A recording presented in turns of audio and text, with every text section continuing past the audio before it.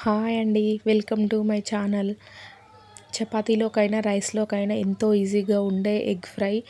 Bachelors అయినా, కొత్తగా పెళ్ళి అయిన వాళ్ళైనా ఎంతో ఈజీగా చేసుకునే ఎగ్ ఎగ్ ఫ్రై ఆర్ కోడిగుడ్డు వేపుడు ఎలా చేయాలో చూద్దాం. దీనికోసం ముందుగా స్టవ్ వెలిగించి ఒక కడాయి పెట్టుకొని అందులో 3 టేబుల్ స్పూన్ ఆయిల్ వేసి అది కాగాక హాఫ్ టీ స్పూన్ జీలకర్ర వేసి వేగనివ్వాలి. అది బాగా వేగాక చిన్నగా కట్ చేసి పెట్టుకున్న ఒక 4-5 మీడియం సైజు ఉల్లిపాయ ముక్కల్ని ఇందులో వేసుకొని బాగా కలుపుకొని బాగా మగ్గించుకోవాలి.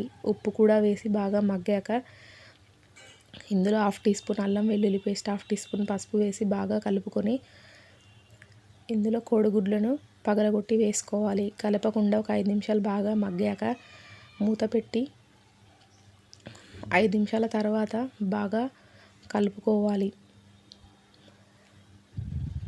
ఇలా బాగా మిక్స్ చేసిన తర్వాత ఇందులో తగినంత కారం వేసుకొని